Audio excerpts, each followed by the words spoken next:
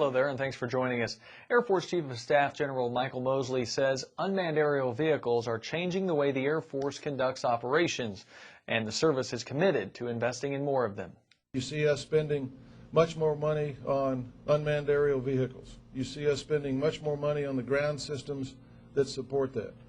You see us spending much more money on the ability to do this in a joint setting.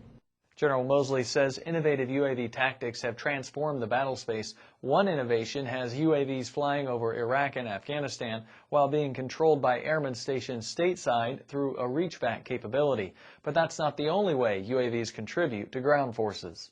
We've also got the operators embedded inside those divisions, so when you don't have to reach back, you're there on scene, not only with the operations piece, but with the capability to see what the UAV is seeing and to be able to strike real time. The success of unmanned aerial vehicles has led combatant commanders to request them in greater numbers, a trend General Mosley expects to continue. Well, using resources wisely is important to Air Force leaders and the service's civilian partners. Airmen at the Air Force's newest C-17 wing at Hickam Air Force Base in Hawaii know this for a fact. They're working with the Boeing company, who makes the C-17, to ensure the processes they establish for their new fleet of Globemaster IIIs are as efficient as they can be. Boeing representatives and Hickam Airmen participated in a week-long Lean Concept workshop. This whole week we're going through this Lean Concept. It's basically doing more with less. The ultimate goal is to minimize the downtime of the aircraft, comply with the inspections, keep the aircraft in a safe, operable mode. We're going to try to look at what equipment we need and try to pre-position everything prior to the airplane coming out to the spot. If it doesn't add value to the process, we're going to try to eliminate it. For more on today's top stories, log on to Air Force Link.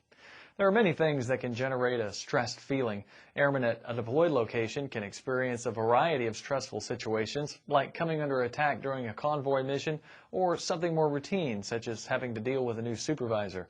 Even if airmen realize they need to seek help, asking for help can be intimidating. Staff Sergeant Kevin Nichols dispels some of those stigmas as he explores combat stress. Whether it's experiencing a traumatic incident during operational missions or being away from loved ones for an extended period of time, you may not recognize that you're under stress. The common thought is that my job doesn't involve combat exposure, so it must not be stressful enough to merit seeing a mental health provider, and that's just not real. That's not true. I'm here today to talk to you about stress management. Educating troops is another key aspect of Dr. Hayes' job. He and his three-person crew talk to troops about a lot of things, but they all focus on ways to combat stress. Exercise, nutrition, time management. Again, lack of sleep, irritability, and just not feeling right could be signs that something is affecting your deployment. But help is not far away. Staff Sergeant Kevin Nichols, Kandahar, Afghanistan. Many teachers will tell you education is about more than just reading, science, and math.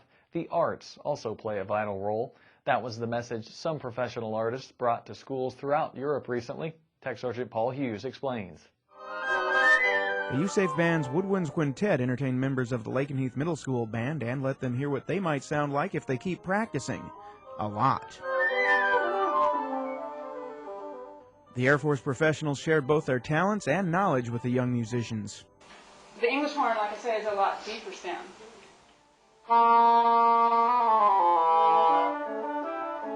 The USAFE Band members are unanimous when they say music is part of a well-rounded education. It stimulates the creative side of the brain, lets kids create and not just be learning out of the book. It's like the one chance to actually get to hear professional musicians that really inspire them. The band's visit to Dodge schools all over Europe was part of the Music in Our Schools Month program. Tech Sergeant Paul Hughes, RAF Feltwell in the United Kingdom. For Around the Air Force, I'm Tech Sergeant Michael Knoll. Thanks for watching.